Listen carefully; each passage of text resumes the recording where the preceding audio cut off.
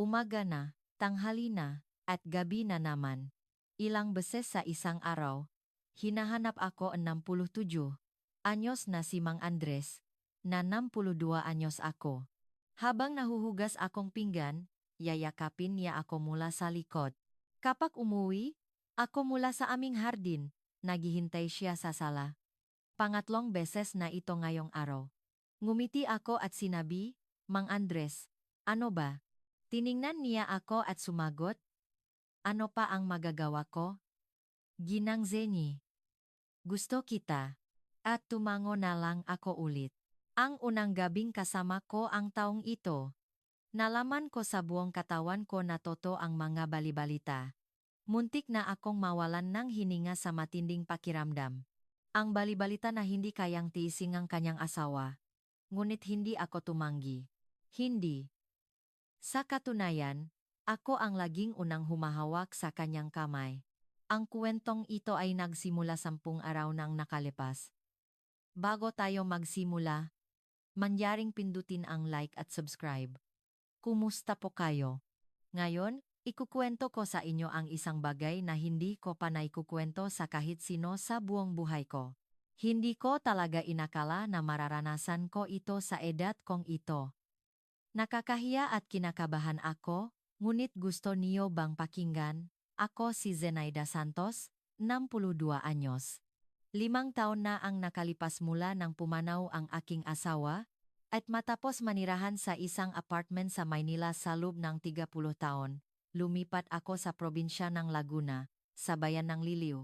1 taon na ang nakakaraan. Tinangka akong pigilan ng aking anak na si Daniel, na nagsasabing, bakit sa probinsya pa? Ngunit nakapagdesisyon na ako. Kung papasok ka sa bayan ng Lili, makikita mo ang isang maliit na pamayanan sa paanan ng bundok Banahaw. Mayroon itong humigit kumulang 15 bahay at tahimik na lugar kung saan dumadaloy ang isang sangangang ilog ng Laguna sa harapan ng pamayanan. Ang bahay na binili ko ay isang maliit na bahay probinsya na may bakuran, at nagustuhan ko ang ideya na makapagtanim sa harapan. Sa unang araw ng paglipat ko, nakatayo ako sa bakuran at tinatanaw ang bundok Banahaw. Iniisip ko, dito, tahimik akong tatanda. Ganun nga. Pakalipas ng 1 taon sa probinsya, nakaroon ako ngang sariling routine. Gumigising ako ngang alas 6 ng umaga, dinidiligan ang hardin habang nakabukas ang radyo, at kumakain ng almusal ng mag-isa habang naririnig ang tunog ng radyo. Sa araw ngang palengke sa Lili, sumasakay ako ngang bus ngang mahigit 30 minuto papunta sa bayan para mamili, at sa ibang araw naman, bumibili ako ngang mapangunahing pangangailangan sa isang maliit na grocery store sa ibabangang pamayanan. Sa gabi, umupo ako sa bangko sa bakuran at pinapanood ang paglubok ng araw sa bundok Banahaw bago tapusin ang araw. May-gisa ako, ngunit hindi ako nakakaramdam ng pakailang. Gayunpaman, nang dumating ang Nobyembre, nakaroon ako ng isang alalahanin. Luma na ang boiler ng bahay. Noon ay madaling araw ng unang bahagi Nobyembre. Nagising ako sa lamig, at kahit anong higpit ng pagila ko sa kumot, hindi pa rin nawawala ang ginaw. Lumabas ako sa sala at tiningnan ang boiler panel, na kumukurap-kurap ang pulang ilaw. Sinubukan kong pindutin ang iba't ibang button, ngunit walang nangyari. Alas 4 ngang madaling araw. Ang Nobyembre sa Laguna ay nagsisimula ng lumamig, kaya mabilis na bumaba ang temperatura sa loob ng bahay. Nagtalugbong ako ngang 2 kumot at nanginginig ang buong katawan ko, na parang nagbabanggaan ang aking mangipin. Sa sandaling iyon, matindi kong naramdaman na wala akong matatawagan. Pagdating ng alas 7 umaga, tinawagan ko agad si Ate Lorna. Si Ate Lorna ay 2 taong mas matanda sa akin at kapitbahay ko. Siya ang unang taong kinausap ko nang lumipat ako sa probinsya. Mayroon siyang maliit na tindahan ng ulam malapit sa pasukan ng pamayanan, at alam niya ang lahat ng nangyayari sa lugar. Ate, sira ang boiler ko. Saan ba dito sa lugar ang may nagayos? Agad namang sumagot si Ate Lorna, ay naku, sa lamig na yan. Mayroong si Mang Andres sa hardware store malapit sa pasukan ng pamayanan. Nagretiro siya mula sa negosyo eng piyesa eng makina at ngayon ay nakpapatakbo eng hardware store. Magaling siya sa pag-ayos eng boiler. Ipapadala ko sa iyo ang numero niya. Matapos kong ibaba ang telepono, tinawagan ko ang numerong ibinigay ni Ate Lorna. Bago pa man umabot sa ikatlong ring, may sumagot na lalaki na may mababa at mahinahon na boses. Hello, hardware store. Dito po sa paanan ng bundok Banahaw. Sa liliw, sira po ang boiler ko. Maaari niyo po bang tingnan? Darating ako sa loob ng 30 minuto. Ang maikling sagot na iyon ay nakapagbigay ng kapanatagan, at matapos kong ibaba ang telepono, bahagya kong nababa ang aking balikat na kanina pa nakataas sa kaba. Eksaktong 30 minuto pagkatapos, narinig ko ang tuno na makina na truck sa labas na gate. Binuksan ko ang pinto at nakita ko ang isang lalaki na may dalang tulbeg. Nagulat ako sa kanyang unang impresyon. Para sa isang 67 anyos, napakatikas ang kanyang tindig. Malapat ang kanyang balikat at matigas ang kanyang nga braso na nakalabas mula sa manggas ang kanyang damit. Malaki at makapal ang kanyang makamay, marahil dahil sa matagal na niyang pahawak ng mapiyesa ng makina. Kitang-kita na hindi laladli. Wela. Wela na tuwid ang kanyang padded jacket sa ibabaw ng kanyang work uniform. Kahit sabihin mong nasa lata 50 esya, maniniwala ka sa kanyang katawan. Ako si Mang Andres. Nasaan po ang boiler? Ang boses niyang bumati ay mababa at matatak. Sa isang salita pa lang niya, dama na agad na hindi siya mahilig magsalita. Nang igiya ko siya sa boiler room, ibinaba ni Mang Andres ang kanyang toolbag at agad na sinimulan ang trabaho. Binuksan niya ang panel at tiningnan ang kondisyon ng matubo at ang paraan ng paggalaw ng kanyang malaki at makapal na mga daliri sa pagitan ng maliliit na piyesa ay nakakaakit ng pansin. Sabi nga niya, nakaroon siya nga malaking negosyo ngang piyesa nga makina, kaya talaga namang kakaiba ang kanyang kasanayan sa paggawa ng mga kasangkapan. Nakatayo ako sa likod at pinapanood siya, pagkatapos ay dahan-dahan akong nagtanong, malaki po ba ang sira? Hindi siya lumingon at sumagot na wala ang circulating pump. Kailangan lang palitan ng piyesa. Matigas ang kanyang muka habang nakatutok sa trabaho. Sa tuwing humihigpit ang kanyang kamay sa pagipit ng mga turnilyo, nakikita ko ang paggalaw ng niyang muscle sa braso sa ilalim ng work uniform. Napalingon ako sa ibang direksyon, iniisip, bakit ko ba tinitingnan ito? Pagkalipas ng humigit kumulang 20 minuto, umugong ang boiler at nagsimulang umandar ulit. Dahan-dahang kumalat ang init sa sahig ng sala, at habang umaakyat ang init sa aking talampakan, unti-anting lumuwag ang aking katawan na kanina pa nanginginig mula pa madaling araw. Salamat po. Akala ko talaga, mamamatay ako sa lamig kaninang madaling araw. Inayos ni Mang Andres ang kanyang makasangkapan at sa unang pagkakataon, lumingon siya at tiningnan ako, mabuting tingnan niyo na ang boiler bago Mang Nobyembre. Dito sa lugar, umaabot minsan ng -20 degrees Celsius sa Enero. Ang kanyang mga mata ay mas malambing kaysa sa inaasahan ko. Ito ay may malalim na tingin na kakaiba sa kanyang tahimik na mukha. Naisip kong kailangan ko siyang alukin ng kape, kaya pumunta ako sa kusina. Habang ginagawa ko ang kape, kumalat ang amoy ng kape sa buong bahay, na nagpagaan sa atmosfera. Nang ilapak ko ang kape sa mesa sa sala, nahugas ang kamay si Mang Andres at naupo sa tapat ko. Hindi ko alam kung gaano nakatagal mula nang umupo ako at uminom ng kape kasama ang isang taong hindi ko kilala.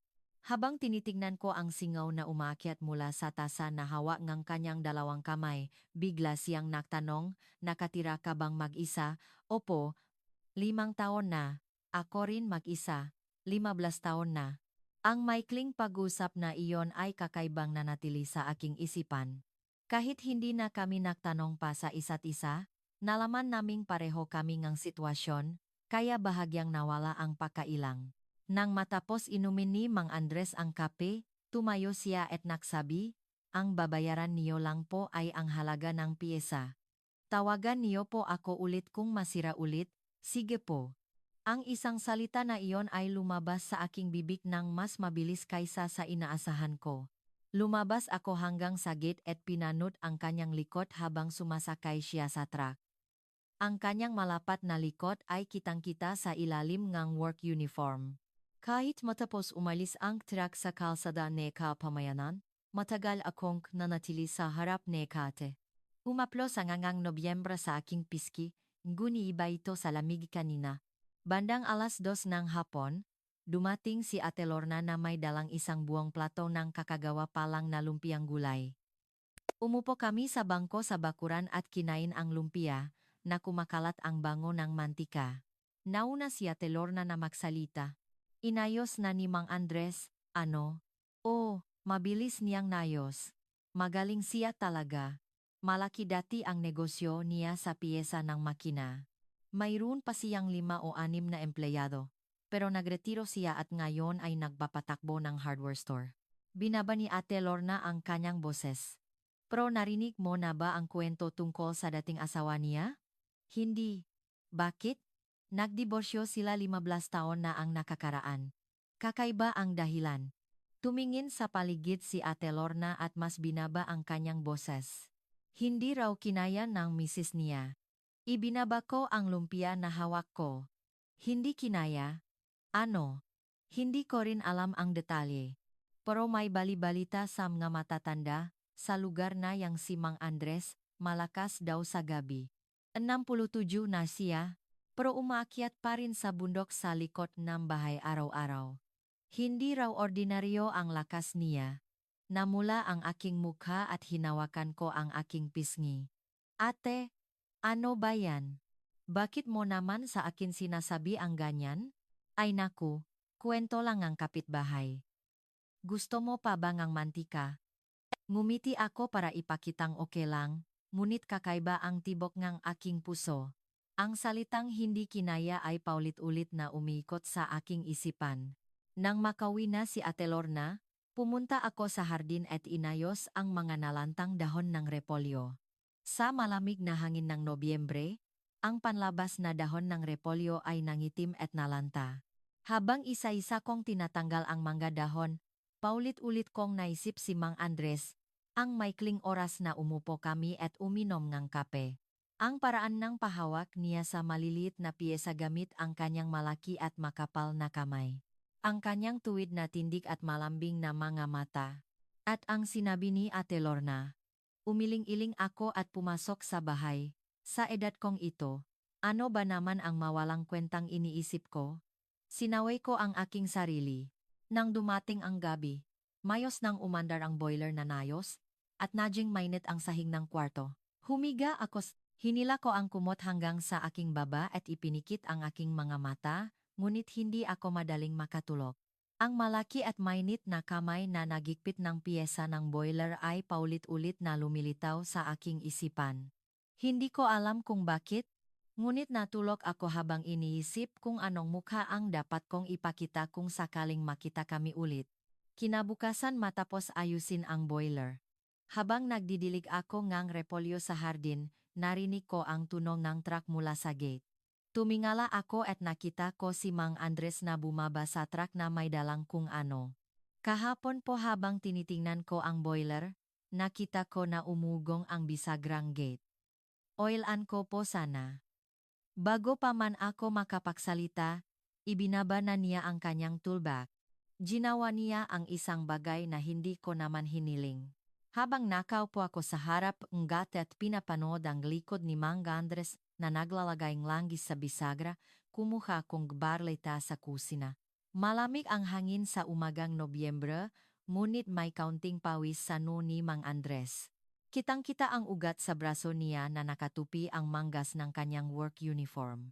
Hindi ko namalayan na nanatili ang aking tingin dun, at mabilis akong napalingon sa ibang direksyon. Okay na. Subukan niyo po. Binuksan ko ang gate, at nawala ang umugong na tunog kanina, at naging malambot ang pagbukas nito. Naku! 1 taon ko na itong iniisip. Kinuha ni Mang Andres ang barley tea at tiningnan ang hardin sa labas ng gate.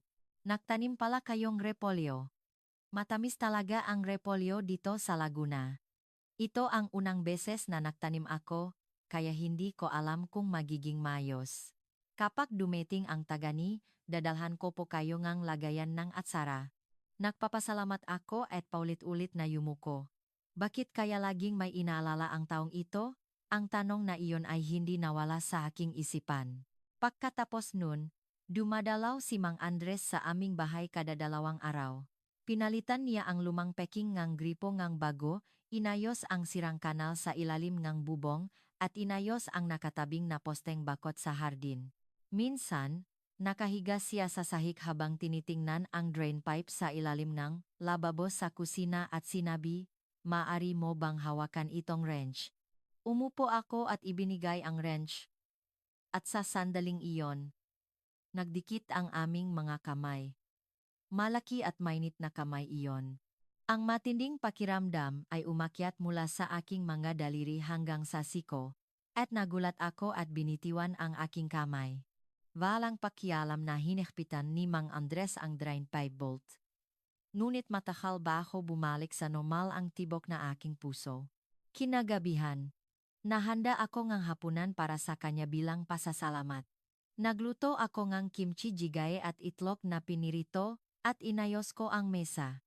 Nang maglagay akong 4 na putahe sa hapagkainan na kinakainan ko lang mag-isa, nagbago ang itsura ngang mesa.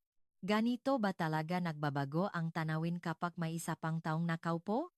Ganun ang naisip ko. Kumuha si Mang Andres ng isang kutsara ng kimchi jjigae at tumango. Masarap ang kimchi. Ikaw ba ang gumawa? Tinulungan ako ni Ate Lorna nung nakaraang taon, at masarap naman ang kinalabasan. Masarap ang luto mo. Sa sinabi niyang iyon, namula ang aking mukha at kumain na lang ako ngang kanin. Kahit noong nabubuhay pa ang aking asawa, bihira siyang magbigay ng diretsong komento tungkol sa lasa ng pagkain. Matapos ang hapunan, maghuhugas sana akong pinggan, ngunit nauna nang binuksan ni Mang Andres ang gripo. Hindi ko po hahayaan na magugas ang bisita. Hindi po ako bisita. Karapatan po ang kumain na magugas. Matigas ang kanyang pananalita, ngunit may pakmamahal. Nakatayo kami ng makatabi, ang isa ay naguhugas at ang isa naman ay nagbabanlaw, at paulit-ulit na nagdikit ang aming masiko sa harap ng maliit na lababo. Sa tuwing nagdikit ang aming magasiko, napapatalon ang aking balikat, ngunit parang walang pakialam si Mang Andres. Hindi. Sa katunayan, naisip kong baka sinasadya niya itong hindi iwasan, at bumilis ang tibok ng aking puso. Matapos mahugas ng pinggan, umupo kami sa sala, at tahimik na nagsalita si Mang Andres. "Ginang Zenny, bukas, kung may oras po kayo, gusto niyo po bang maglakad sa tabing ilog?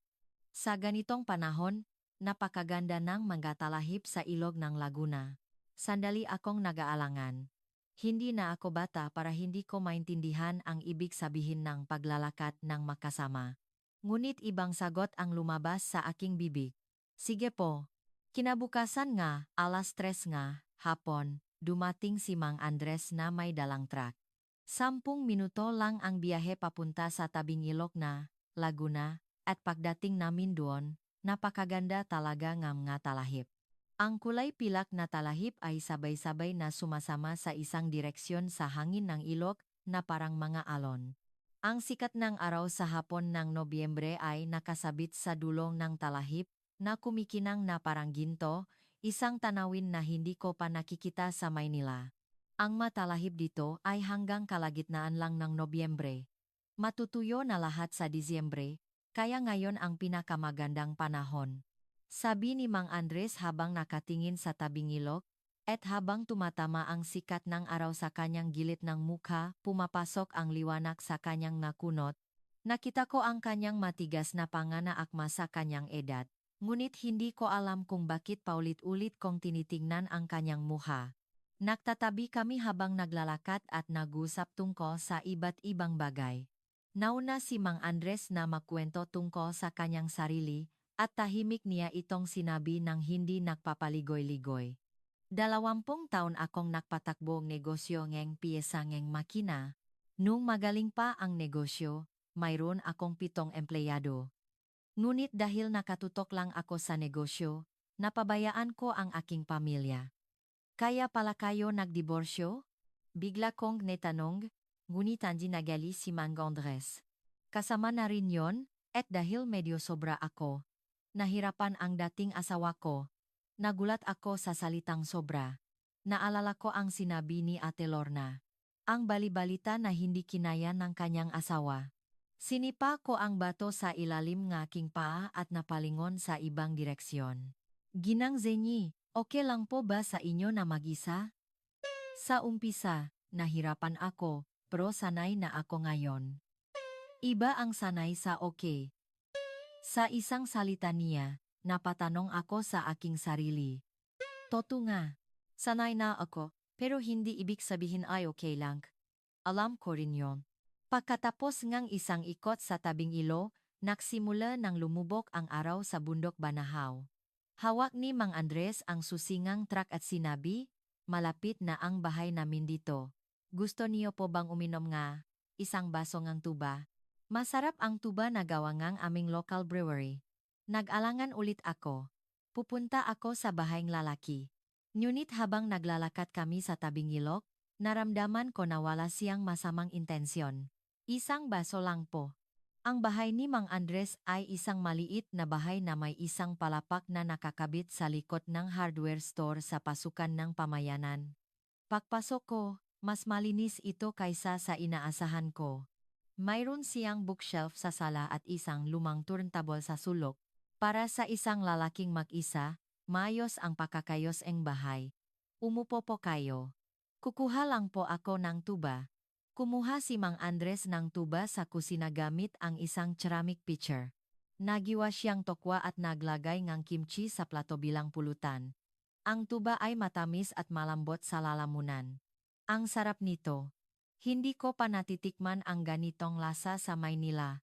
Gawa ito sa sariwang bigas dito sa Laguna. Ito ang isa sa mga magagandang bagay tungkol sa pamumuhay dito. Pagkatapos ng isa o dalawang baso, nagsimula nang mamula ang aking pisngi. Mahina ako sa alak, kaya namumula ako kahit kalahating bote lang ang nainom ko. Ibaba ni Mang Andres ang kanyang baso at tahimik na nagsalita. Ginang Zenyi, maaari po bang maging tapat ako? Opo. Simula po nang ayusin ko ang boiler niyo, lagi ko kayong naisip. Habang makaharap tayong umiinom ng kape, naisip ko na makakaintindihan tayo. Pakiramdam ko, huminto ang tibok ng aking puso. Nagtatapat ba siya sa akin ngayon? Hawak ko ang baso sa aking kamay, hindi ako makasagot. At nagbatuloy si Mang Andres. Maaari po ba akong lumapit? Ang kanyang boses ay mababa at maingat. Ibinaba ko ang baso sa mesa at tumango. Dahan-dahang lumapit si Mang Andres at umupo sa tabi ko. Makadikit ang aming balikat, at naramdaman ko ang kakaibang init ng kanyang katawan na iba sa init ng tuba. Ang tibo ng aking puso ay napakabilis, na parang naririnig niya. Dahan-dahang tiningnan ni Mang Andres ang aking kamay na nakalagay sa mesa, at nang maramdaman ko ang kanyang tingin, nanigas ang aking mga daliri. Sandali akong nag-alangan, pagkatapos ay nauna akong humawak sa likod ng kamay ni Mang Andres. Malaki at mainit na kamay iyon. Isang pakiramdam na matagal nang nawala sa loob ng 5 taon. Ang pahawak ng kamay ng isang tao. Ang maramdaman ang init ng kanyang katawan sa aking palat. Hinawakan ni Mang Andres ang aking kamay at lumingan upang tingnan ako. Nakatitigan ang aming mga mata. Nang malapitan, malalim ang kanyang tingin. Dahan-dahang lumapit ang kanyang mukha, at hindi ako umiwas, hindi, ayaw kong umiwas. Nagdikit ang aming mga labi. Isang maikli at maingat na halik. Isang mainit na labi na bahagyang may amoy ng tuba. Pakiramdam ko, may isang bagay sa akin na nakakulong sa loob ng 5 taon ang bumukas. Nanginginig ang buong katawan ko. Hindi ako makapaniwala na mararamdaman ko ang ganitong panginginig sa edad kong ito. Dahan-dahang umatras si Mang Andres at tiningnan ang aking mga mata. Okay lang po ba kayo? Opo. Nanginginig ang aking boses, ngunit hindi ito kasinungalingan. Sa labas ng bintana, Ang kalangitan sa bundok Banahaw ay nagiging matingkat na asul. Bahagyang inalog ng hangin sa gabi ang salamin ng bintana. Kinagabihan, umuwi ako mag-isa sa bahay. Hinubad ko ang aking sapatos at pumasok sa sala. Ang walang laman na bahay ay tila iba sa karaniwan.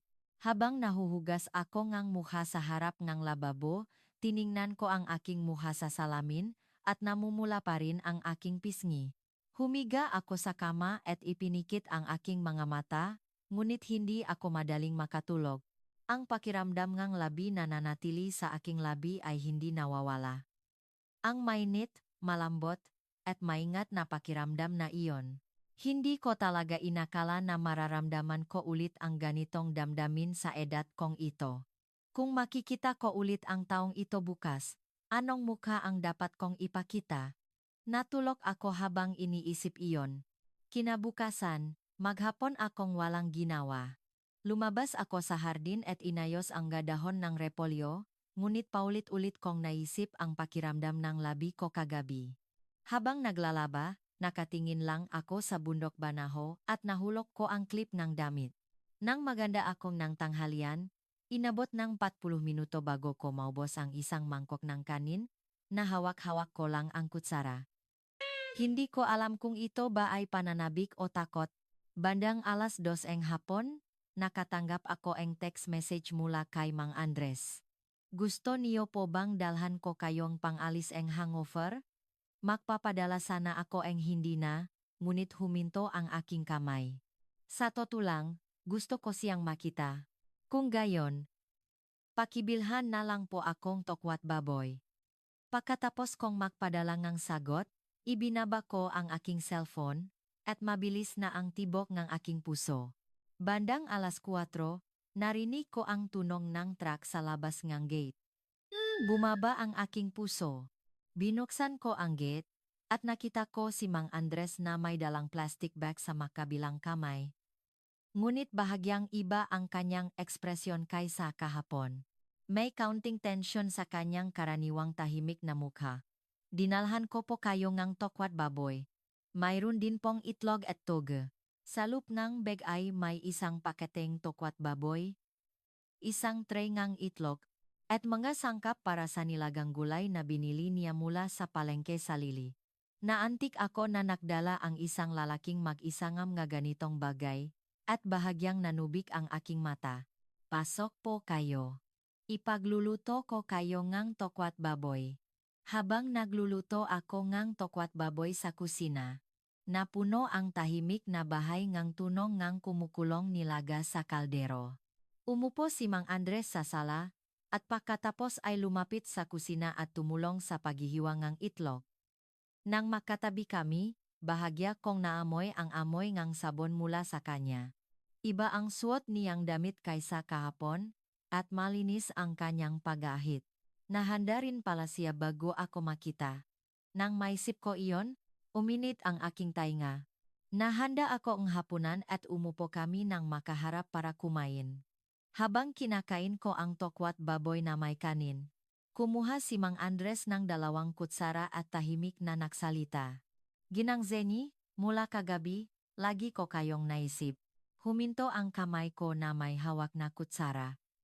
Tumingala ako at tiningnan si Mang Andres, at hindi siya umiwas ng tingin at direkta akong tiningnan. Hindi pala siya mahilig magpaligoy-ligoy. Ako rin po.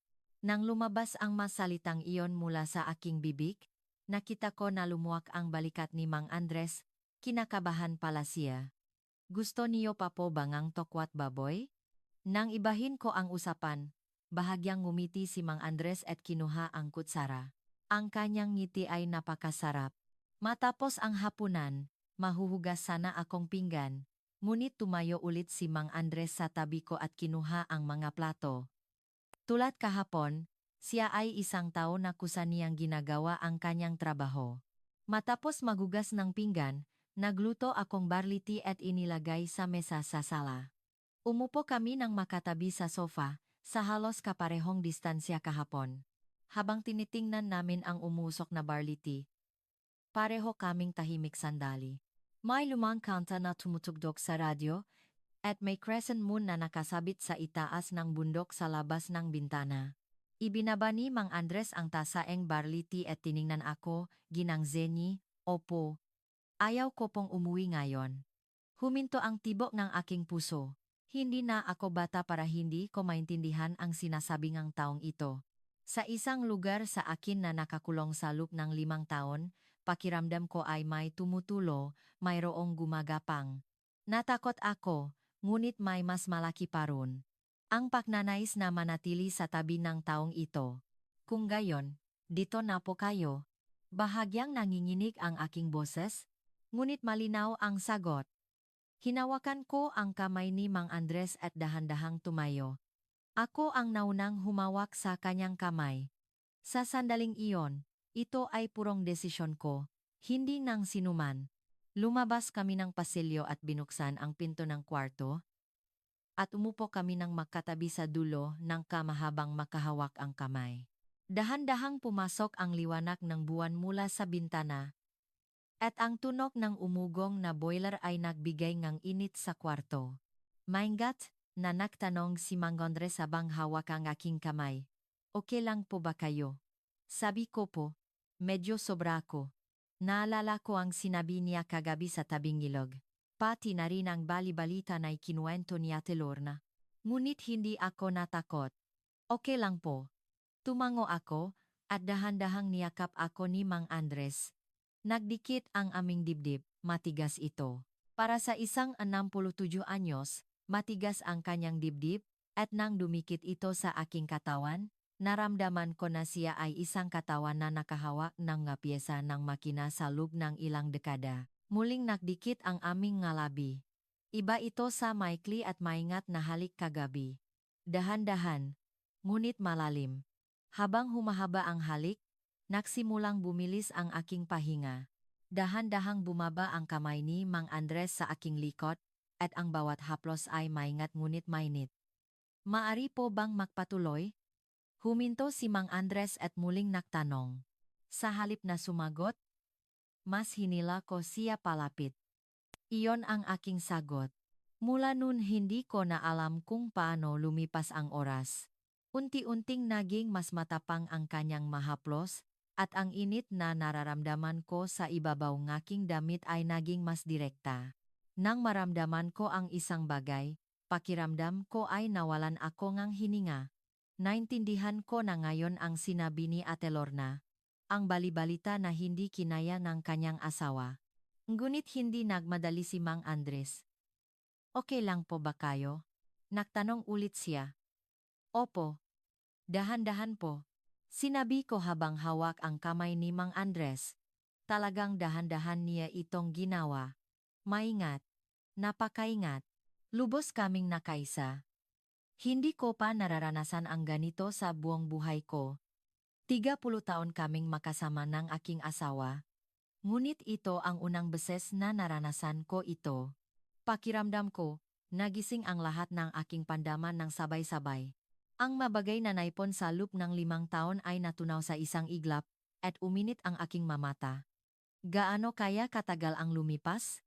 Tahimik na nagtanong si Mang Andres habang niyakap ako. Hindi po ba kayo nahirapan? Hindi po. Masaya po. Nanginginig ang aking boses, ngunit hindi ito kasinungalingan. Mula sa ilalim ng kumot, ang init ng katawan ni Mang Andres ay kumalat sa aking likod. Sa loob ng 5 taon, mag-isa akong natulog sa kama na ito. Sa taglamig, sanay na akong matulog ng nakakulong dahil malamig ang kumot, ngunit ngayong gabi, iba. Nakalimutan ko na kung gaano kalaki ang halaga ng init ng katawan ng isang tao. Hindi ko talaga inakala na mararanasan ko ang gabing ito sa edad kong ito. Ipinikit ko ang aking mga mata at naisip. Kung makikita ko ang mukha ng taong ito bukas ng umaga, anong pakiramdam kaya? Makakaramdam ba ako ng hiya? Panghihinayangan? Hindi ko alam. Ngunit sa sandaling ito, mainit. Iyon lang. Nang imulat ko ang aking mamata, ang sikat ng araw sa umaga ay bahagyang pumapasok sa bintana. Tiningnan ko ang relo, alas 7:30 na.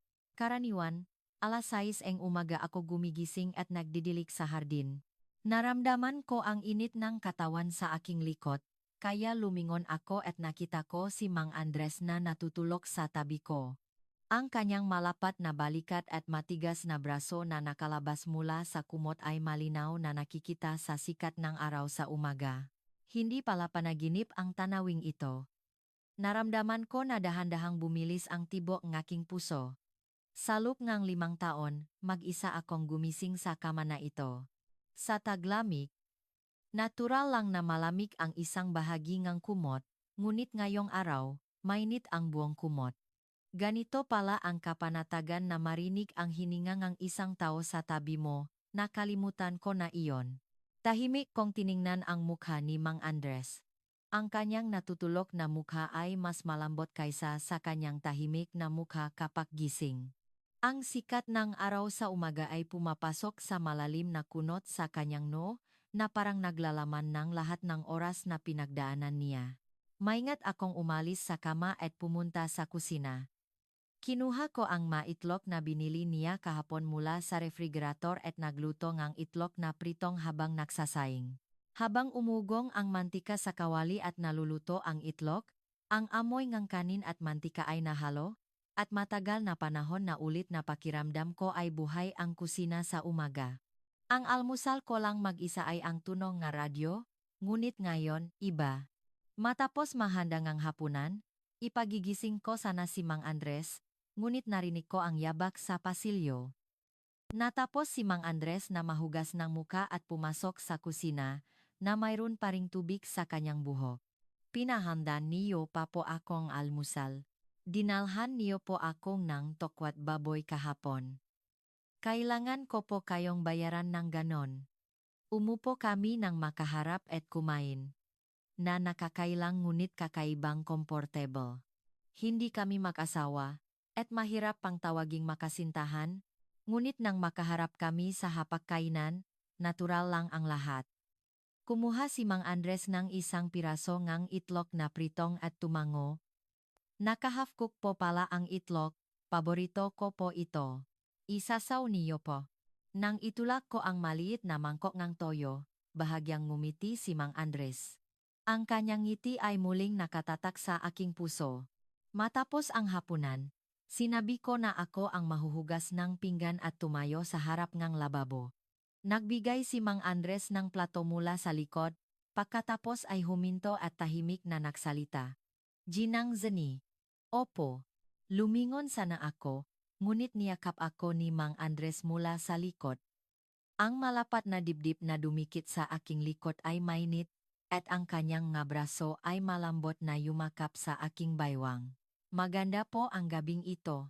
Ang kanyang mababang boses ay yumabot sa aking tainga, at kinilabutan ako. Ito ang unang pagkakataon na nakaranas ako ng ngito sa umaga. Pinatay ko ang gripo ng lababo at pinunasan ang aking basang kamay sa apron. Pagkatapos ay lumingon ako at tiningnan si Mang Andres. Umaga na po? Hindi po ba pwede sa umaga? Sa sinabi niyang iyon, napangiti ako. Hindi ko namalayan na itinaas ko ang aking dalawang kamay at ipinagsalikop sa likod ng lik ni Mang Andres. Iyon ang aking sagot. Mas hinila ako ni Mang Andres palapit at dahan-dahang inilapat ang kanyang labi sa aking nung. Sunod-sunod na dumikit ang kanyang labi sa dulo nga aking ilong, sa aking pisngi, at sa aking labi, ngunit iba ito sa halik kagabi, maikli at malambot. Ang kanyang matigas na dibdib ay dumikit sa aking katawan, at ang init ng kanyang katawan ay kumalat sa aking damit. Habang humahaba ang yakap, bumilis ang tibok ng aking puso, ngunit maingat na nagtanong si Mang Andres. Hindi po ba kayo nahirapan kagabi? Okay lang po ba ang katawan niyo? Okay lang po. Tumango ako at ibinaon ang aking muha sa dibdib ni Mang Andres, at matagal niya akong niyakap habang hinahaplos ang aking buhok. Pumasok ang sikat ng araw sa umaga mula sa bintana ng kusina, at mainit ang aking likod. Ang oras na iyon, na tanging ang tunog lang ang pakpatak ng tubig mula sa gripo ang naririnig, ay napakasarap. Matapos ang umaga, umalis si Mang Andres papunta sa hardware store. Naglalaba ako at gumiti mag-isa. Iba ang muka ko sa salamin kaysa kahapon. Ang aking mga mata at kunot ay nandun pa rin, ngunit parang may buhay sa akin. Habang naglalaba ako, nakatanggap akong tawag mula kay Ate Lorna. Oy, holiday ngayon sa tindahan ng ulam, kaya balak kong dalawin ka. Pro busy ka ba? Ay, ngayon po, may ayusin lang ako. Iba ang mukha mo ngayon. May magandang nangyari ba? Bumaba ang aking puso. Ngunit pilit kong pinanatili ang kalmado kong boses. Ano bang magandang nangyari? Naitim lang ako dahil sa hardin. Kasinungalingan. Kapag naitim ang balat, umiitim. Hindi nagliliwanag. Tumawa si Ate Lorna at ibinaba ang telepono, ngunit matagal akong nakatayo na may hawak na cellphone. Ang sinabi niyang nagbago ang aking mukha ay nakakahiya ngunit hindi masama. Nang dumating si Mang Andres sa hapon matapos isara ang hardware store, may hawak siyang baka na binili niya mula sa tindahan ng karne sa harap ng pamayanan, at mayroon ding kasamang marinade sa plastic bag. Ako po ang magluluto ng hapunan ngayon. Nagsimula si Mang Andres na gumawang nilagang baka sa kusina. Kasanayan ang kanyang paghihiwa ng malalaking piraso ng labanos at karot, at paggawa ng toyo-based na sarsa, na marahil ay natutunan niya sa matagal na niyang pamumuhay mag-isa. Nang ilagay niya ang baka sa pressure cooker at takpan, umugong ito at kumalat ang amoy ng nilutong karne sa buong bahay. Napakabangong amoy niyon, at hindi ko na malala kung kailan huling namoy ang ganitong amoy sa bahay na ito. Matapos ang hapunan, naglakad kami. Nagtatabi kaming naglakad sa malit na daanan sa panan bundok Banahaw, sa likod ng pamayanan. Malamig ang hangin sa gabing ng Nobyembre, ngunit dahil sa tabi ko si Mang Andres hindi ko gaanong naramdaman ang lamig. Ang buwan na malapit ng maging bilog ay nakasabit sa itaas ng bundok, at narinig ko ang tunog ng hangin na humahaplos sa matalahip. Ginang Zeni. Opo. Hawak ni Mang Andres ang aking kamay habang naglalakad, at natural lang iyon. Hinikpitan ko rin ang kanyang kamay. Sa malamig na hangin, ang aming nga kamay lang ang mainit. Nang makawi kami, umupo kami ng makatabi sa sofa sa sala. Uminom kami ng barley tea at binuksan ang TV, ngunit walang pumapasok sa aking isipan sa pinapanood namin. Ibinaba ni Mang Andres ang kanyang baso at tiningnan ako. Ginang Zeni, tapatan ko po kayo. Opo. Pangatlong beses na po ito ngayon, okay lang po ba kayo? Sa umaga, niyakap niya ako sa kusina, at sa paglalakad, hinawakan niya ang aking kamay, at ngayon, laging nagtatanong sa akin ang taong ito. Kung okay ba ako, kung gusto ko ba? Ang maingat na pagtatanong na iyon ang lalong nagpatibay sa aking tiwala sa kanya. Okay lang po. Gusto ko rin po. Ako ang naunang yumakap kay Mang Andres at sumandal sa kanyang balikat, at niyakap ako ni Mang Andres, nagsimula ang halik. Sa umpisa, dahan-dahan, pagkatapos ay naging mas malalim.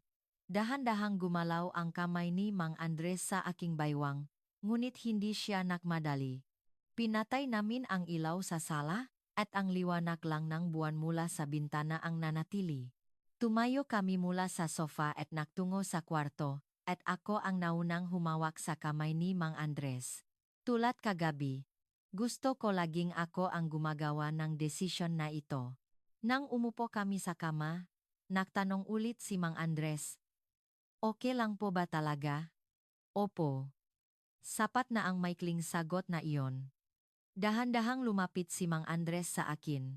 Nagdikit ang aming matigas na dibdib, at kumalat ang init ng kanyang katawan. Unti-unting naging mas matapang ang kanyang nahaplos. Sa edad kong ito, laging nakakagulat ang ganitong paknanais. Ang matinding pakiramdam na naramdaman ko kagabi ay muling bumalik, at dahil ito ang pangalawang beses, mas komportable na ang aking katawan sa pagtanggap nito. Hindi ko alam kung gaano katagal ang lumipas. Matapos, makatabi kaming nakahiga at nakatingin sa kisame. Matagal bago bumalik sa normal ang aking pahinga. Mari bang gamanjari ang ganito araw-araw? Tanong ko, at lumingon si Mang Andres at tiningnan ako. Dahil po gusto kita, Ginang Zeni. Napangiti ako sa kanyang tapat na salita. Ito ba ang ibig sabihin ng maganda ang chemistry? Bulong ko sa aking sarili. Ngunit narinig ito ni Mang Andres at mahina siyang tumawa. Sa ilalim ng kumot, hinawakan ni Mang Andres ang aking kamay. Ang kanyang malaking kamay ay lubos na yumakap sa aking kamay, at mainit iyon. Sa labas ng bintana, dumadaan ang buwan sa itaas ng bundok Banahaw. Sa loob ng kwarto kung saan mahina ang tunog ng umugong na boiler, ang hininga lang ng 2 tao ang tahimik na nagsasama. Ang isang araw na kasama ko ang taong ito ay parang bumawi sa 5 taon na nawala. Ngunit noon, hindi ko pa alam na ang araw na ito ay simula pa lamang. Kinabukasan, at sa mga sumunod na araw, pareho pa rin ang taong ito. Hindi, mas naging malala pa. Ganun ang paulit-ulit na nangyari. Humigit kumulang 10 araw na simula nang makasama kami ni Mang Andres. Araw-araw, pagkatapos niyang isara ang hardware store, pupunta agad siya sa bahay ko, at sa umaga, alis siya sa oras ng pagbubukas ng hardware store. Ang manangyayari sa pagitan nun ay hindi karaniwan. Nalaman ko na hindi siya ordinaryong lalaki sa unang gabi pa lang, ngunit habang lumilipas ang panahon, buong katawan ko itong naramdaman. Noong umaga na iyon, habang nahuhugas akong pinggan, yumakap ang kanyang pamilyar na braso sa aking baywang mula sa likod. Bago ko pa man mapunasan ang aking kamay na may sabon sa apron, kumalat na ang init ng katawan ni Mang Andres sa buong likod ko. Ginawa na po natin kanina. Nang sabihin ko iyon, mahina siyang tumawa sa likod ng aking tainga. Kahit na po, mabilis na dumaloy ang tubig mula sa gripo, ngunit mas malakas ang tibok ng puso ko na dumikit sa aking likod kaysa sa tunog ng tubig. Pinatay ko ang gripo, at lumingon para tingnan si Mang Andres. Inilagay ko ang aking basang kamay sa kanyang dibdib. Kumalat akong kunsa ko nangon sa kanyang damit. Ngunit walang pakialam si Mang Andres. Iyon ang aking pagpayag. Hinila ako ni Mang Andres palapit na parang niyayakap ako, at naramdaman ko ang isang bagay mula sa likod. Talagang pinatutunayan ng lakas ng taong ito ang kanyang edad. Humigpit ang halik habang nakasandal ako sa lababo sa kusina, at bumilis ang aking pahinga. Dito po, tanong ko, at yumiling si Mang Andres. Pumunta tayo sa kwarto. Tumango ako, at hinawakan ni Mang Andres ang aking kamay at pumunta kami sa kwarto. Maikli, ngunit matindi. Sa ibabaw ng kama kung saan pumapasok ang sikat ng araw sa umaga sa kurtina, muli kaming nakaisa. Sa bawat pagkakataon, nakakagulat talaga ang taong ito. Ang balibalita na hindi kinaya ng kanyang asawa ay hindi talaga gawa-gawa lang. Matapos, pinunasan ni Mang Andres ang pawis sa kanyang noo at nagtanong sa akin, "Hindi po ba kayo nahirapan?" "Okay lang po. Sa totoo lang, okay lang ako." Hindi pa rin ako makapaniwala na ang pakiramdam na ito ay dumarating araw-araw. Hindi ko pala nalalaman sa loob ng 5 taon, kundi nakalimutan ko lang na ang katawan ko ay kayang makaramdam ng ganitong pakiramdam, na kaya kong makasama ng ganito kalapit ang isang tao. Habang umalis si Mang Andres papunta sa hardware store, pumunta ako sa hardin at inayos ang repolyo. Nang magsimulang lumapit ang kalagitnaan ng Nobyembre, nagsimula nang bumaksak ang hamog sa umaga. At ang panlabas na dahon ng repolyo ay kumikinang na may puting hamog. Umupo ako at hinawakan ang lupa. At nang ituwid ko ang aking likod dahil sa pananakit, may bahagyang sakit na lumabas na dati ay wala. Alam ko na bumabalik ang disc sa aking likod kapag pinipilit ko ito, ngunit pinabayaan ko na lang ito na parang dahil sa hardin. Tanghali na nang makauwi si Mang Andres. Nagluto kami ng ramen at kinain. Nakakatuwa na kumakain kami ng isang kaldero ng ramen na makasama, na parang hindi kami mag-asawa. Habang mabilis akong umiinom ng sabaw at makaharap kami, nagtawanan kami. Sa edad kong ito, hindi ko inakala na magiging masarap ang ganitong pagkain habang makaharap kami sa gitna ng kalderong ramen. Bandang 3:00 ng hapon, Natapos ko ang trabaho sa hardin at pumasok ako sa bahay matapos hubarin ang aking maruming bota sa pasukan at naghihintay si Mang Andres sa sala. Nang punasan ko ang aking kamay ngang tuwalya at lumapit sa sala, tumayo si Mang Andres mula sa sofa at lumapit. Ito na po ang pangatlong beses ngayon. Ngumiti ako at sinabi, at hinawakan ni Mang Andres ang aking mukha ngang kanyang dalawang kamay at sumagot. Ano pa ang magagawa ko? Ginang Zeni, gusto kita. Sa kanyang diretsong salita, muling bumilis ang tibok ngang aking puso. Hindi kailanman nakpaligoy-ligoy ang taong ito sa pagsasabi ngang gusto kita. Okay lang po ba kayo? Tanong ni Mang Andres. Tumango ako. At makasama kaming naglakad, mula sa sala papunta sa kwarto. Ako ang naunang humawak sa kamay ni Mang Andres. Mahalaga sa akin iyon. Nang hilahin namin ang kurtina, napuno ang kwartong malambot na liwanag ng hapon, dahan-dahang lumapit si Mang Andres at niyakap ako. Sa sandaling dumikit ang kanyang matigas na dibdib, bumilis ang tibok ng aking puso. Sa pagkakataong ito, mayroong kasama ang pag-ingat. Hindi kami nakmadali at dahan-dahang naramdaman ang isa't isa. Unti-unting naging mas malalim ang kanyang ngahaplos. Sa edad kong ito, laging nakakagulat ang ganitong pakasabik. Ang matinding pakiramdam na naramdaman ko kagabi ay muling bumalik, at ngayon, mas malaki ang pag-asa ko kaysa sa takot. Lubos kaming nakaisa. Iba ito sa umaga.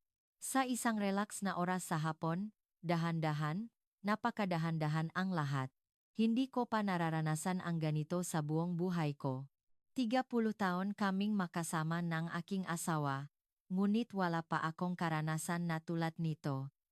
Kaya ko palang mag-enjoy ng ganito. Nang maisip ko iyon, uminit ang aking mamata.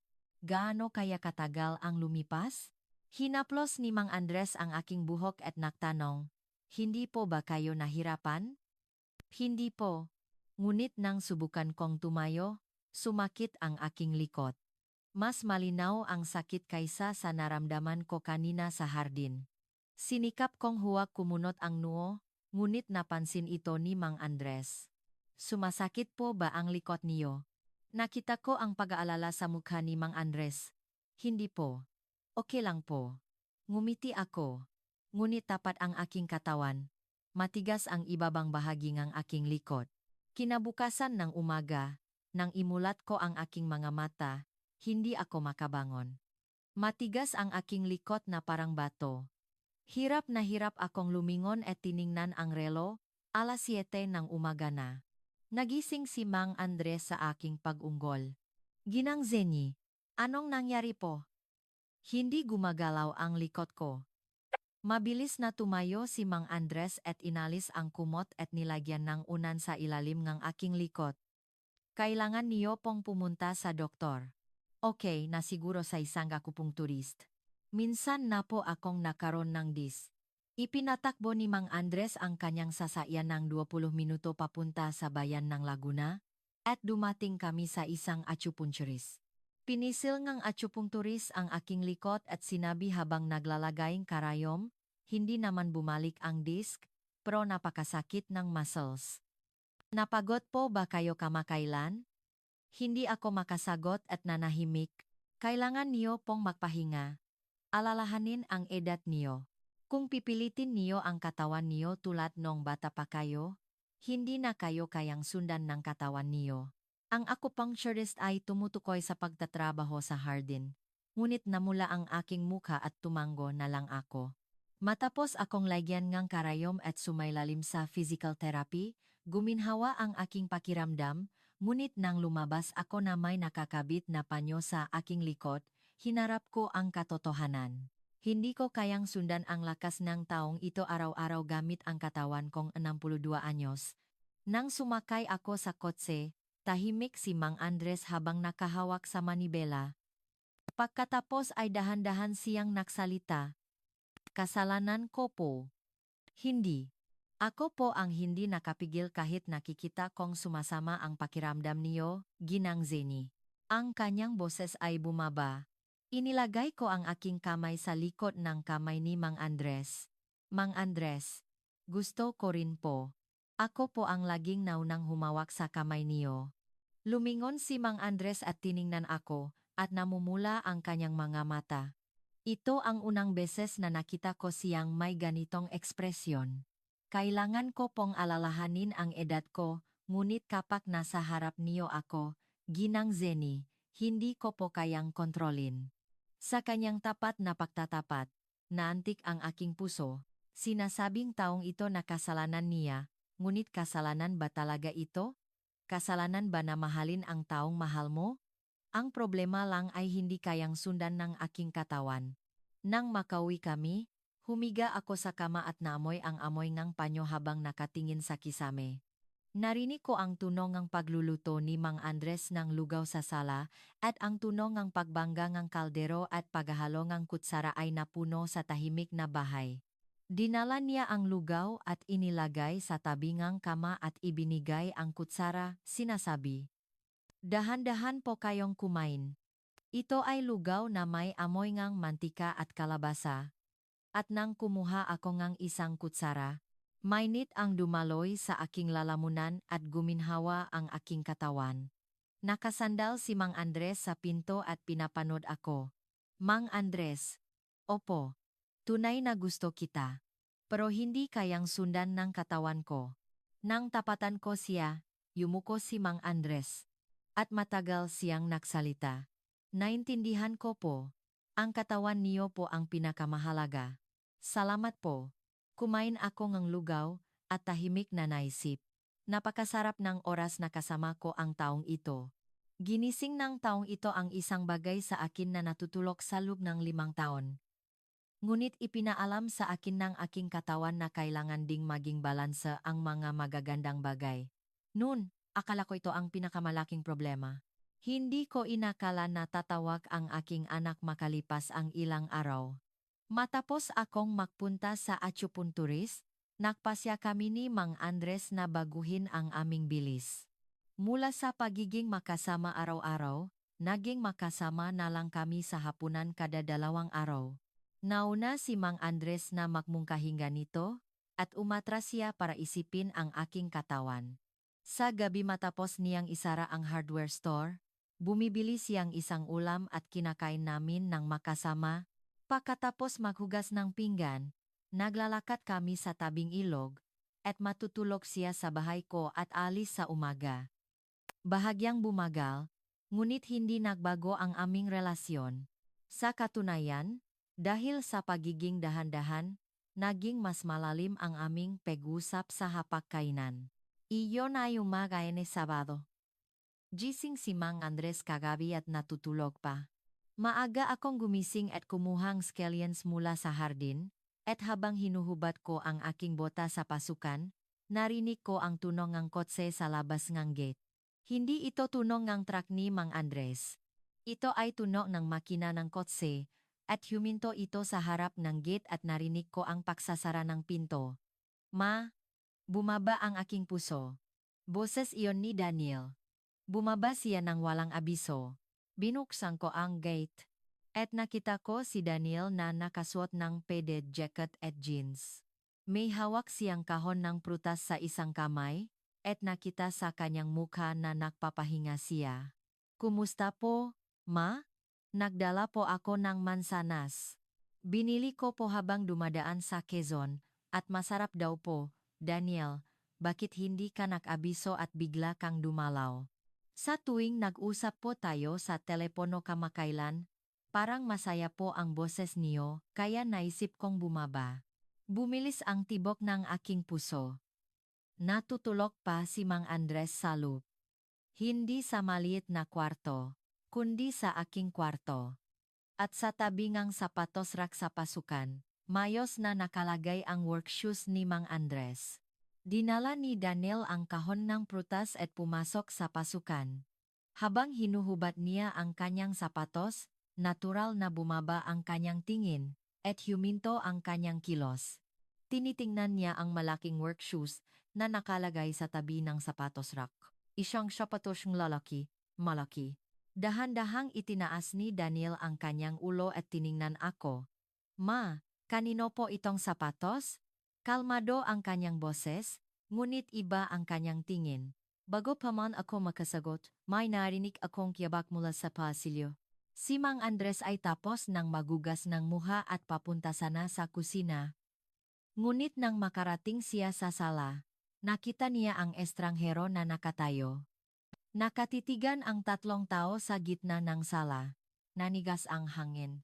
Agad na naintindihan ni Mang Andres ang sitwasyon at itinuwid ang kanyang tindi. Ako po si Mang Andres. Nauna siyang bumati. At hindi nanginginig ang kanyang boses. Ibinaba ni Daniel ang kahon ng prutas sa sahig. At diretsong tiningnan si Mang Andres. Pardon me, ano po ang relasyon niyo sa nanay ko? Ang tanong na iyon ay napuno sa sala. Magbubukas sana ako ang aking bibig, ngunit nauna nang sumagot si Mang Andres. Makasintahan po kami. Hindi siya nakpaligoy-ligoy. Ganon siya palagi. Ngunit ang isang salita na iyon ay nakpatigas sa mukha ni Daniel. Sandaling katahimikan ang nahari. Tiningnan ako ni Daniel. Ma, napakarami ang nakapalop sa isang salita na iyon, Daniel. Nanginginig ang aking boses. 5 taon na po mula nang pumanaw si Papa, di ba? Sa isang tao, mahabang panahon iyon, at sa isang tao naman, maikling panahon. Para kay Daniel, ang 5 taon na iyon ay isang panahon pa rin na hindi pa napupunan ang kawalan ng kanyang ama. Mama, paano po ninyo nagawa ito? Lumapit si Daniel sa akin. Nung namatay si Papa, gaano po ako nag-alala na mag-isa lang po kayo? Nang sabihin niyong babalik kayo sa Laguna, pinayagan ko po kayo dahil akala ko po magiging mayos kayo. Naging putol-putol ang kanyang pagsasalita. Hindi niyo po sinabi sa anak niyo.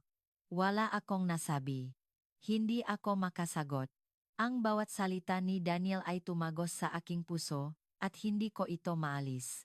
Hindi dahil wala akong sasabihin. Pakiramdam ko, anumang sabihin ko sa harap ngang aking anak ay magiging dahilan lang. Tahimik na lumapit si Mang Andres. Daniel, hindi po kasalanan ng nanay mo. Ako po ang unang lumapit. Sinamaan ng tingin ni Daniel si Mang Andres. Sa tingin niyo po ba? Nakakaali ang sinabi niyo ngayon. Hindi ko po sinasadya na mang-aliw. Nagsasabi lang po ako ngang totoo. Makaharap ang dalawang lalaki, at tila maliit ang sala. Umatras si Mang Andres at tiningnan ako. Ginang Zeni, ngayon po, aalis na po ako. Tumango ako. Alam ko na sa sandaling iyon ang pinakamainam. Habang sinusuot ni Mang Andres ang kanyang work shoe sa pasukan, sinabi niya kay Daniel, alagaan niyo po ng mabuti ang nanay niyo. At lumabas siyang gate. Matagal akong nanatili sa pasukan hanggang sa lumayo ang tunong ng makinangang truck. Naiwan kami ni Daniel sa sala. Pumunta ako sa kusina at naglutong barley tea. Nanginginig ang aking kamay. Hirap akong humawak sa takure, ngunit naisip ko na kailangan kong maglutong ng saa. Kailangan kong gumawa ng isang bagay para hindi ako bumaksak. Inilagay ko ang barley tea sa mesa at umupo sa tapat ni Daniel. Hindi hinawakan ni Daniel ang taa. Ma, magpakatotoo po kayo. Daniel. Sa buong buhay niyo po kayo at si Papa ay masaya, di ba? Nanginginig ang aking boses. Natural lang na naisip ko ang aking asawa. Ngunit ngayon, ang nasa harap ko ay ang aking anak, at nasasaktan ang aking anak. Daniel. Humihingi ng tawad si Mama. Iyon lang ang nasabi ko. Nagaroon ako ng panyanais na sabihin ang gusto kong sabihin sa aking puso. Tao rin si Mama. Nalulungkot din si Mama. Hindi mo alam kung anong pakiramdam na makisa kang gising sa madaling araw sa walang laman na kwarto sa loob ng 5 taon. Ngunit ang mga salitang iyon ay huminto sa aking lalamunan. Pakiramdam ko, kung sasabihin ko iyon sa harap ng aking anak, magiging dahilan lang iyon. Tumayo si Daniel mula sa kanyang upuan. Babalik na po ako sa Maynila. Sinundan ko siya hanggang sa pasukan. Habang sinusuot ni Daniel ang kanyang sapatos, hindi siya lumingon at sinabi, Ma, bigyan niyo po ako ng oras. Mahirap po sa akin na tanggapin ngayon. Sige. Lumabas si Daniel ngang gate at sumakay sa kotse. Umandar ang makina at sinundan ko siya hanggang sa umalis ang kotse sa kalsada ngang pamayanan. Matagal akong nanatili sa harap ng gate hanggang sa hindi na makita ang likod ng kotse, at humaplos ang hangin ng Nobyembre sa aking pisngi. Malamig iyon. Pumasok ako sa bahay, at tila mas malaki ang sala kaysa sa karaniwan. Ang barliti ay nakalagay pa rin sa mesa, at ang baso ni Daniel ay hindi man lang nabawasan ng isang sipsip. Kinuha ko ang baso at ibinuhos sa lababo. Umalingaw-ngaw ang tunongang tubig sa tahimik na kusina. Umupo ako sa sofa, at nawalan akong lakas sa aking katawan, at dahan-dahan akong bumaksak sa likod. Tiningnan ko ang kisame. Noong lumipat ako sa bahay na ito, ganito rin ako tumingin sa kisame, ngunit noon, may pakiramdam ng panibagong simula. Ngayon, iba. Paulit-ulit na lumilitaw sa aking isipan ang mukha ni Daniel na nadismaya sa akin. Ang salitang 5 taon ay umikot sa aking tainga. Nagring ang aking cellphone. Si Mang Andres. Ginang Zenny. Okay lang po ba kayo? Isang linya lang ng text message. Ngunit lumabo ang screen. Umiyak ako. Nagsimula akong mag-type ng sagot, pagkatapos ay binura ko. Nagsimula ulit akong mag-type, pagkatapos ay binura ulit. Hindi ko alam kung ano ang sasabihin. Kung sasabihin kong okay lang, kasinungalingan iyon, at kung sasabihin kong hindi ako okay, magiging mahirap para sa kanya. Sa huli, hindi ako nakapagpadalang sagot at ibinaba ko ang aking cellphone. Sa labas ng bintana ang kusina, nakikita ang bundok Banahaw. Ang liwanag na hapon ng Nobyembre ay dumadaloy sa gilid ng bundok at hanggang kahapon, maganda ang tanawing iyon. Ngayon, bundok lang iyon. Yinakap ko ang kumot at humiga sa kama. May bahagyang amoy ng sabon ni Mang Andres na natitira sa unan, at habang naamoy ko iyon, naisip ko, karapat-dapat ba akong maging masaya? Ipinikit ko ang aking mga mata nang hindi nasasagot ang tanong na iyon. Hindi ako makatulog. Matapos bumisita si Daniel, 4 na araw akong hindi nakipakita kay Mang Andres. Hindi ako tumawag o nag-text. Mula kay Mang Andres, dumating ang text message isang beses sa isang araw. At pareho ang sinasabi niya. Okay lang po ba kayo? Binasa ko lang ito at hindi ako nakapagpadalang sagot. Hindi dahil hindi ko alam ang isusulat, kundi dahil hindi pa ayos ang aking damdamin. Sa unang araw, buong araw akong nakahiga sa kama. Wala akong lakas para mahanda ng pagkain, kaya isang baso lang ng gatas mula sa refrigerator ang kinain ko. Hindi ko rin binuksan ang radyo, at napakatahimik ng bahay. Bago dumating si Mang Andres, mag-isa rin ako, ngunit matapos ang 10 araw, naging mag-isa ulit ako, ngunit hindi ito kapareho ng dati. Iba ang mag-isa na alam ang kawalan sa mag-isa na hindi alam. Sa ikalawang araw, lumabas ako sa hardin. Kailangan kong ayusin ang repolyo. Malapit na ang tagani, at napakabigat isipin na ako lang ang gagawa nito. Nung nakaraang taon, tinulungan ako ni Ate Lorna, at ngayong taon, nangako si Mang Andres na dadalhan ako ng lagayan ng atsara. Ang pangakong iyon ay dumating sa aking isipan at nawala. Habang tinatanggal ko ang panlabas na dahon ng repolyo, nanginginig ang aking kamay. Hindi ako nakasuot ng guwantes. Malamig ang lupa na may hamok, ngunit ang lamok na iyon ang naklinis sa aking isipan. Sa umaga ngang ikatlong araw, habang humuhugot ako ng tubig mula sa hardin, narinig ko ang tunog ng truck sa labas ng gate. Tumingala ako at nakita ko si Mang Andres na nakatayo sa harap ng gate. Wala siyang dalang tulbek kundi walang hawak. Mas payat ang kanyang muha kaysa 4 na araw na ang nakakaraan. Madilim ang ilalim ng kanyang mata, at mayroong maikling balbas sa kanyang panga, marahil dahil hindi siya nag-ahit. Ginang Zenny. Mang Andres. Nakaharap kami sa pagitan ng gate. Humaplos ang hangin ng Nobyembre sa aming dalawa, at matagal kaming tahimik. Nauna si Mang Andres na magsalita. Hindi po kayo dapat umiwas. Hindi po ako umiwas. Kung 4 na araw na po kayong hindi sumasagot, umiwas po kayo. Totoo iyon. Pinunasan ko ang aking maruming kamay sa apron at binuksan ang gate. Pasok po kayo. Umupo kami nang magkatabi sa bangko sa bakuran.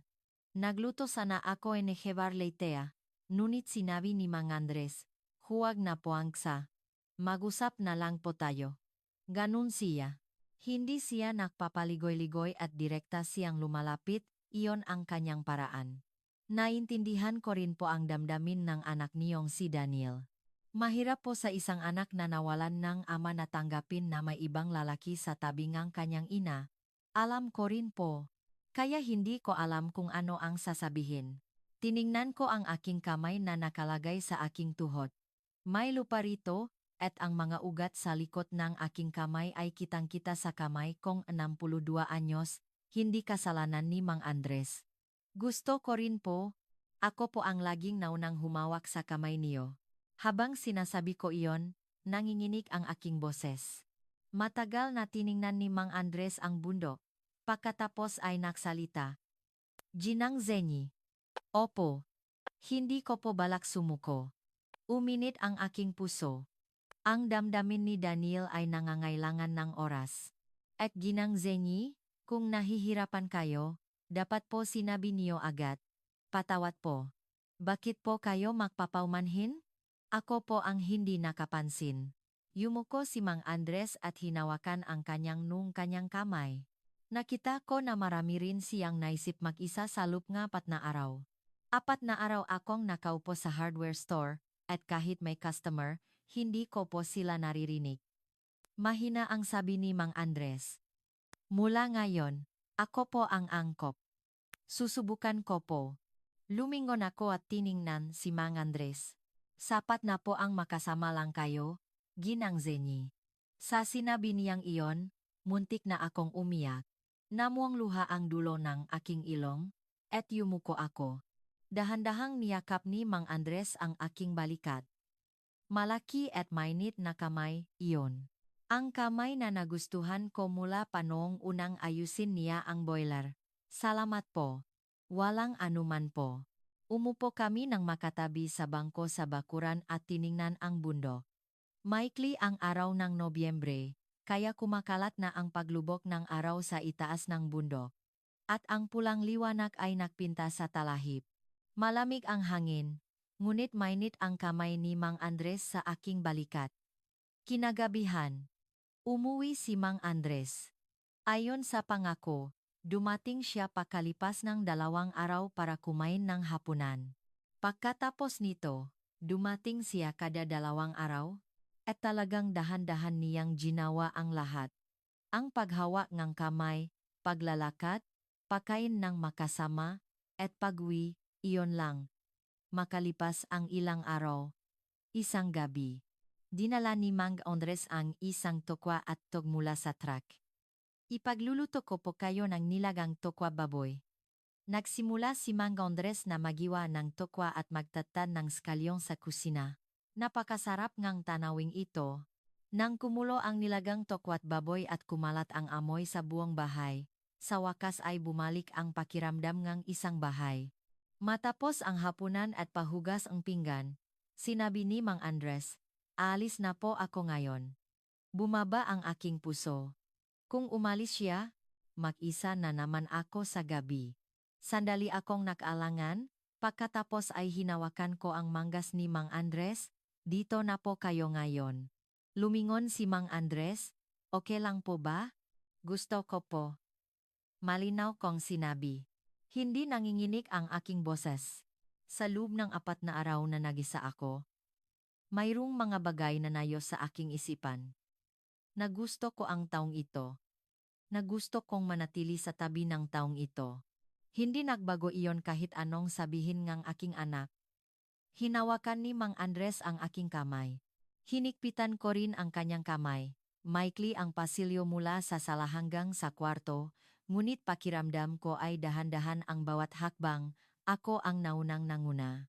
Nang umupo kami nang makarapi sa kama, nauna si Mang Andres na magsalida. Ngayon po, dahan-dahan ko pong gagawin. Ayon po sa bilis niyo, Ginang Zenny. Opo. Niyakap ako ni Mang Andres, iba ito kaysa dati. Hindi siya nagmadali at hindi siya nagbigay ng lakas. Malambot ang yakap.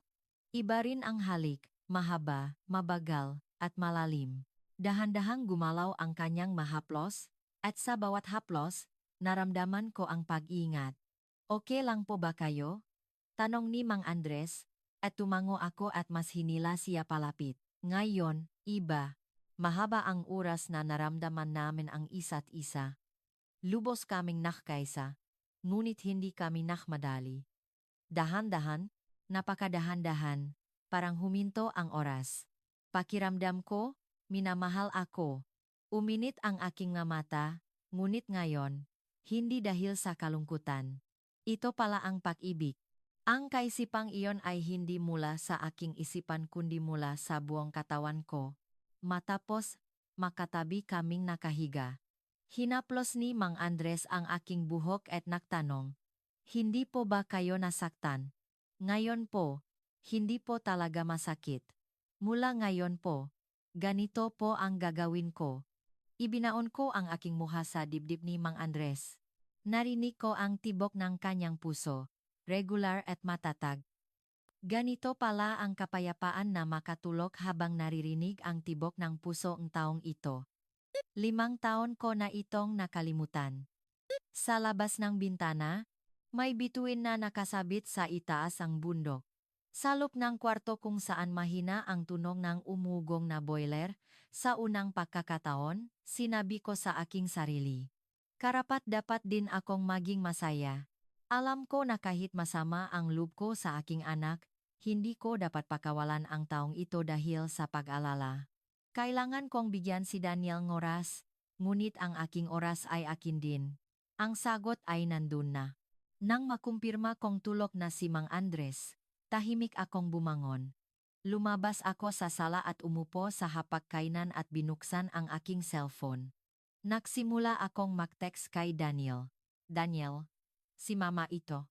Nagsulat ako hanggang doon, pagkatapos ay huminto sandali at nagpatuloy sa pagsusulat.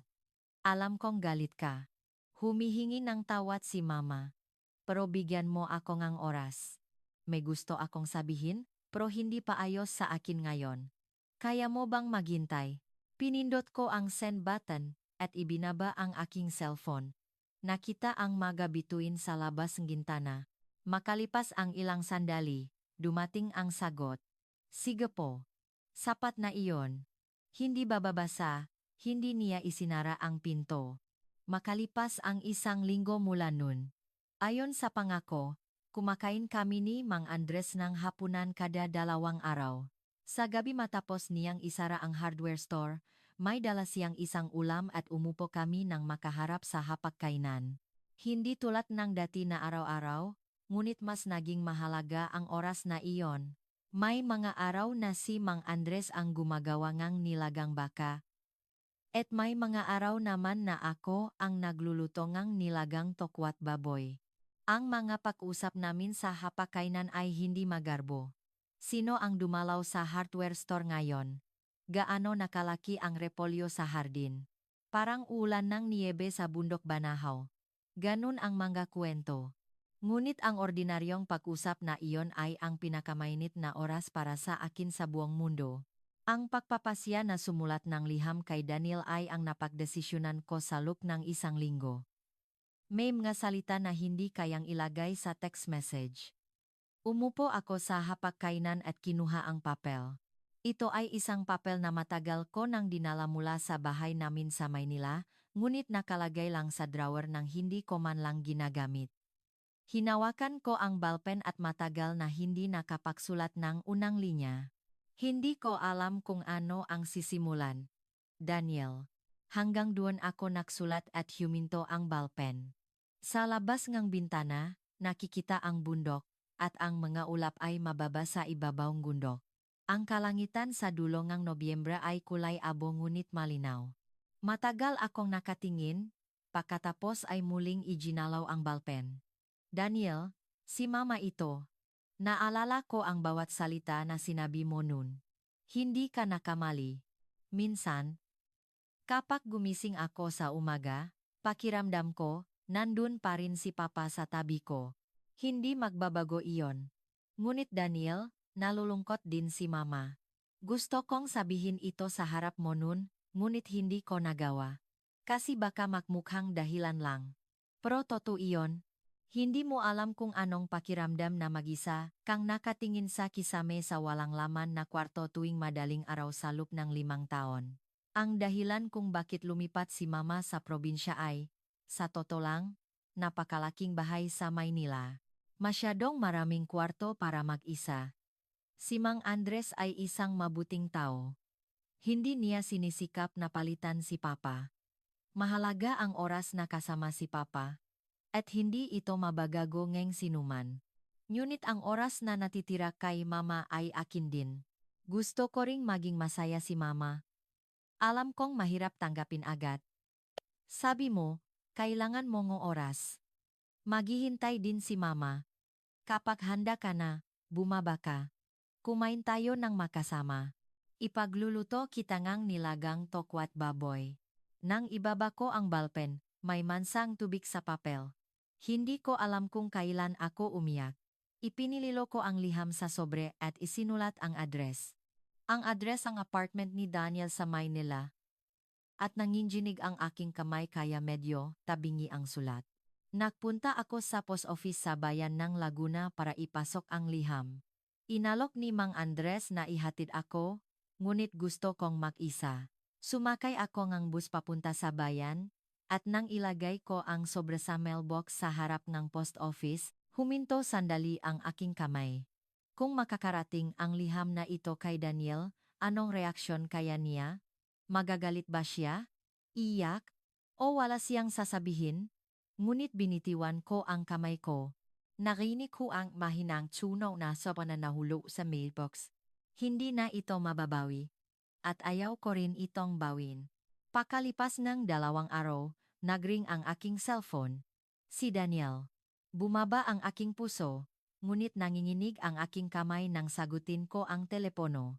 Daniel, Ma, natanggap ko na po ang liham niyo. Mas mababa ang kanyang boses kaysa sa karaniwan. Hindi ko malaman kung galit ba siya o kalmado. Umupo ako sa dulo ng sofa at mahigpit na hinawakan ang cellphone. Binasa ko na po lahat. Sige. Sa totoo lang, mahirap pa rin po sa akin natanggapin. Sumakit ang aking dibdib. Ngunit nagpatuloy, si Daniel sa pagsasalita. Pero Ma, ang pagiging malungkot niyo, hindi ko po naisip iyon, bahagyang nanginginig ang kanyang boses. Akala ko po, okay lang kayo. Mahigpit kong kinagat ang aking labi. Naisip kong huwag umiyak, ngunit namuo ang luha sa dulong aking ilong. Kung masaya po kayo, Ma, susubukan ko rin po. Pero kailangan ko pong kaunting oras. Bigyan niyo po akong oras, Ma. Hindi pa po ako handa na makipagkita sa kanya. Sige, dahan-dahan lang. Huwag po kayong mag-isa sa paggawalang kimchi. Bababa po ako. Sa isang salita na iyon, bumaksak ako. Tinulungan din ako ni Ate Lorna sa paggawa ng kimchi ngayong taon, at ngayon, bababa pa ang aking anak. Nauna akong umiyak. Matapos kong ibaba ang telepono, umupo ako sa sofa at matagal na umiyak. Hindi dahil sa kalungkutan. Na hindi isinara ng aking anak ang pinto, ang isang salita na iyon na sinabi niyang tutulungan niya akong gumawa ng kimchi ay ang pinakamalaking aliw sa mundo. Kinabukasan ngang gabi, nang dumating si Mang Andres, ikinuwento ko sa kanya ang tungkol sa pag-usap namin ni Daniel. Mahirap pa rin po tanggapin. Pero hindi niya isinara ang pinto. Tumango si Mang Andres. Kailangan lang po ang oras. Maghihintay po tayo. Sinabi niya po na bababa siya para tumulong sa paggawa ng kimchi. Kaya alis po ako nun. Hindi. Tiningnan ko si Mang Andres. Kailangan mo siyang makilala balang araw. Kung hindi man ngayon. Sandali akong tiningnan ni Mang Andres. Pagkatapos ay bahagyang ngumiti. naintindihan ko po. Matapos ang hapunan, sinabi ni Mang Andres, maglalakad po tayo sa tabing ilog. Sinunod ko siya, at mas malamig sa labas kaysa sa inaasahan ko. Ito ang huling araw ng Nobyembre. Nang pumunta kami sa tabing ilog ng Laguna, tuyo na ang lahat ng talahib at naging kulay brown. 10 araw na ang nakaraan nang maglakad kami ng magkasama, ang talahib ay kumikinang na parang ginto, ngunit nagbabago na ang panahon. Malamig ang hangin, ngunit hinawakan ni Mang Andres ang aking kamay. Ang kanyang malaking kamay ay lubos na yumakap sa aking kamay, at mainit iyon. Nagtatabi kaming naglakad at nakinig sa tunog ng tubig. Ang ilog ng Laguna ay mababa ang tubig dahil papalapit na ang taglamig, at mas malinaw ang tunog ng tubig kaysa sa tag-init. Nagsimulang umilaw ang mga ilaw sa tabing ilog, at kumalat ang dilaw na liwanag sa talahib. Mang Andres. Opo. Salamat po. Iyon na naman po ba ang sinasabi niyo? Hindi. Totoo po. Huminto ako sa paglakad at tiningnan si Mang Andres. Salamat po sa pagbigay sa akin ng panibagong buhay. Tiningnan ako ni Mang Andres.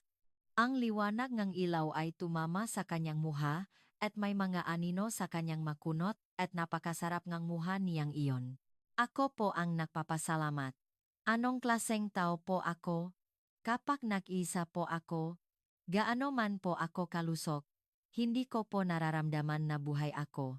Ibinigay niyo po sa akin iyon, Ginang Zeni.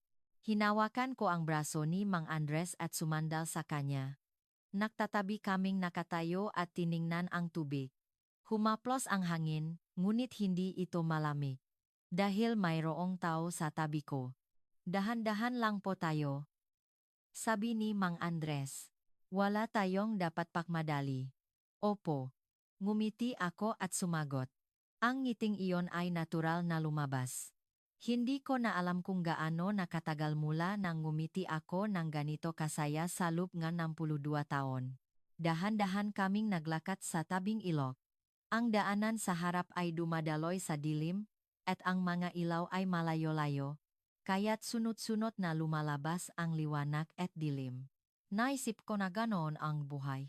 Kung dumaan ka sa dilim, mayroong liwanag, at kung dumaan ka sa liwanag, mayroong dilim. Ngunit kung hindi ka hihinto sa paglakad, darating din sa huli ang liwanag. Dahil mayroong tao sa tabi ko, hindi ako natakot sa madilim na daan. Sa edad na ito, kailangan ng lakas ng loob upang simulan ang pag-ibig. Ang pag-alala sa aking anak, ang pagka-guilty sa aking namayapang asawa, ang tingin ng mga tao sa pamayanan, at ang katotohanan na hindi kayang sundan ng aking katawan, ang lahat ay hindi madali. Ngunit mas maganda ito kaysa sa pagsuko. Kung mayroon kayong nag-isa tulad ko, gusto kong sabihin ito sa inyo. Karapat-dapat din kayong maging masaya. Kung nabuhay kayo para lang sa iba, at nawala kayo sa sarili, okay lang na alagaan niyo na ang sarili niyo ngayon. Sabi nga, edad ay numero lang. Nalaman ko iyon sa edad na 62. Hindi pa huli ang lahat.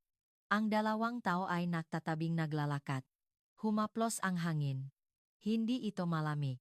Dahil mayroong taong ito sa tabi ko. Kung nagustuhan niyo ang kwentong ito, manyaring panurin din ang iba pang video. Ang like, subscribe, at notification ay libre. Kung mayroon kayong mga sandali na nanatili sa inyong isipan, manyaring ibahagi sa comments. Ang isang salita niyo ay maaaring magbigay ng malalim na inspirasyon sa ibang tao.